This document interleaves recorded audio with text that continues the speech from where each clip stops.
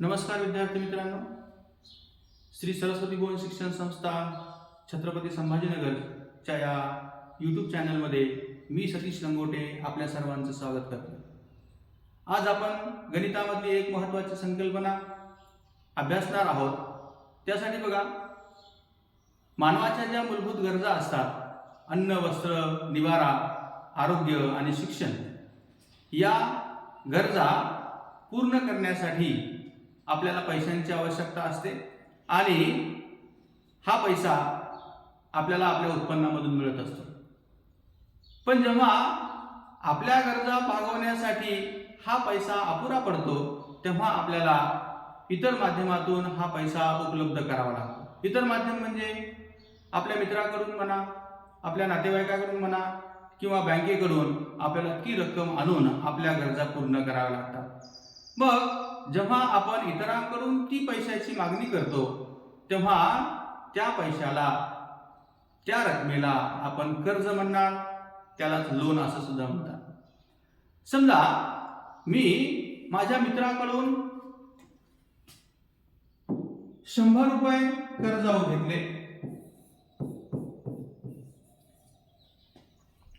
आणि मी त्याला म्हणलं की मला 100 रुपये दे, वर्षभरानंतर मी तुला परत करेन।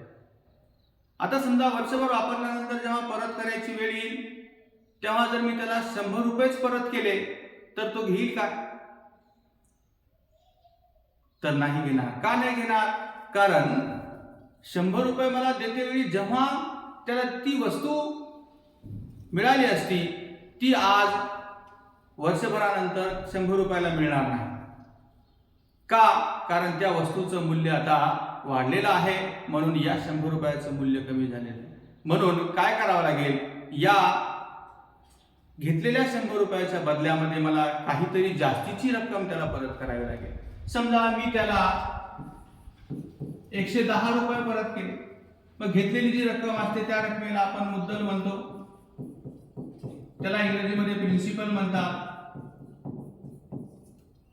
आणि जी रक्कम आपण त्याला परत करतो त्या रकमेला रास म्हणतात, इंग्रजीमध्ये त्याला अमाउंट म्हणतात। आता मी घेतले होते 100 पण परत करतोय 110, मग किती रक्कम मी जास्तीची देतोय? तर मी त्याला 10 रुपये जास्तीचे देतोय। मग ही जी जास्तीची रक्कम असते, या रकमेला आपण म्हणणार व्याज, त्यालाच इंटरेस्ट असं म्हणतात। घेतलेल्या रकमेपेक्षा जास्तीची रक्कम परत करणे, मग जेवढी जास्तीची रक्कम परत करतो त्या रकमेला व्याज असं म्हणतात। आता या व्याजाची आकारणी कशी होते बघू आपण। समजा माझं प्रिन्सिपल आहे 100 रुपीज, 100 रुपये मी माझ्या मित्राकडून घेतले आणि रेट ठरला इंटरेस्टचा 10% पर ॲनम, म्हणजे प्रत्येक 100 प्रत्येक वर्षाला मला त्याला व्याज म्हणून किती रुपये द्यावे लागतील? 10 रुपीज द्यावे लागतील। मग ही रक्कम मी 3 वर्षासाठी वापरतोय। समजा मी 3 वर्षासाठी त्याच्याकडून 100 रुपीज घेतलेले आहे। मग 3 वर्षामध्ये इंटरेस्ट किती होईल? प्रत्येक वर्षाचा 10 रुपीज, 10 10 10 असं मिळून 3 वर्षाचा इंटरेस्ट होईल 30 रुपीज। ठीक आहे। आणि मग मला आफ्टर 3 इयर त्याला अमाउंट किती परत करावी लागेल? घेतलेले 100 रुपीज प्लस त्याच्यावरचं व्याज, अशी टोटल अमाउंट मला परत करावी लागेल 130 रुपये, 130 रुपीज। आता हे झालं सरळ। दुसरी एक आकारणी आपल्याला बघायची आहे। सेम घेऊ आपण, principal 100 rupees, rate 10% per annum. आता बघा, पहिल्या वर्षीचा इंटरेस्ट किती होईल? पहिल्या वर्षीचा इंटरेस्ट होईल 10 रुपीज। आता 1 वर्षामध्ये मी घेतलेले 100 रुपये आणि त्याच्यावरचं झालेलं व्याज 10 रुपये असे मिळून अमाउंट किती होईल? 110 रुपीज।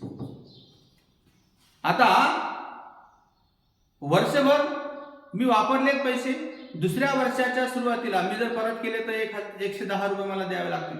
मी जर परत केले नाही तर दुसऱ्या वर्षाच्या सुरुवातीला आता त्याचे माझ्याकडे किती रुपये असतील तर 110, म्हणजे आता प्रिन्सिपल असेल 110 रुपये. आता प्रिन्सिपल 100 रुपीज नाही राहणार, आता प्रिन्सिपल काय होईल 110 रुपीज. परत वर्षभरामध्ये त्याचा इंटरेस्ट होईल, इंटरेस्ट 10%. 110 च्या 10% कसं काढणार, 110 into 10/100. 0 0 cancel, 0 0 cancel. So new interest is 11 rupees. आता अमाऊंट किती परत द्यावी लागेल, प्रिन्सिपल आहे माझं 110 आणि इंटरेस्ट झाला 11 रुपीज. So 121 rupees. परत तिसऱ्या वर्षाच्या सुरुवातीला आता माझ्याकडं प्रिन्सिपल असेल 121 रुपीज, रेट तोच आहे 10%. इंटरेस्ट काय होईल, इंटरेस्ट होईल 121 च्या 10%. 0 0 get cancel, when we divide 121 by 10, so it will be 12.1. So new amount is 121 plus interest 12.1. So amount is equal to 133.1 rupees. ही वेगळी आकारणी आहे. आता याच्यामध्ये बघा अमाऊंट जी आहे डायरेक्ट 130 रुपीज आहे. इथं आफ्टर 3 इयर अमाऊंट किती आहे 133.1 रुपीज आहे. आता बघा या दोघांमध्ये which one is more, so second one is more. असं का होत आहे, कारण इथं जे आहे इथं इंटरेस्ट फक्त प्रिन्सिपलवर आकारला जातो आणि इथं काय होत आहे प्रिन्सिपलवर इंटरेस्ट आकारला जातोच, त्याच सोबत इंटरेस्टवर सुद्धा इंटरेस्ट आकारला जातो. इथं प्रिन्सिपल प्रत्येक वेळेस कॉन्स्टंट आहे. पहिल्या वर्षी 100 आहे, सेकंड इयरला 100 आहे, थर्ड इयरला सुद्धा 100 आहे. इथं काय होत आहे फर्स्ट इयरला 100 आहे, सेकंड इयरला प्रिन्सिपल काय होत आहे, प्रिन्सिपल मध्ये मागचा इंटरेस्ट ऍड होऊन नवीन प्रिन्सिपल तयार होत आहे. म्हणजे प्रिन्सिपलला इंटरेस्ट लागतोच, त्याचबरोबर इंटरेस्टवर सुद्धा इंटरेस्ट लागतो. मग असा जो इंटरेस्ट आहे जो इंटरेस्टवर सुद्धा लागतो, इंटरेस्टवर लागणारा इंटरेस्ट म्हणजे याला म्हणतात compound interest. So this one is compound interest.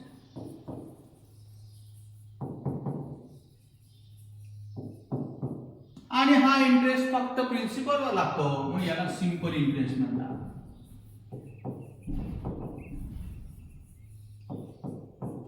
So this is the difference between simple interest and compound interest. Are you got the difference?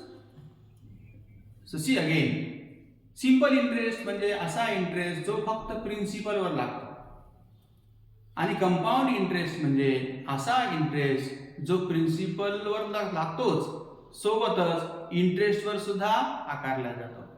म्हणून याला कंपाऊंड इंटरेस्ट म्हणतात. याला मराठीमध्ये चक्रवाढ व्याज असे म्हणतो आपण.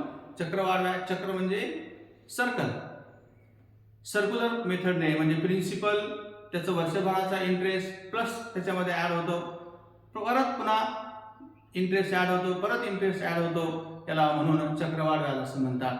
तर या व्हिडिओमध्ये आपण इथपर्यंत बघणार.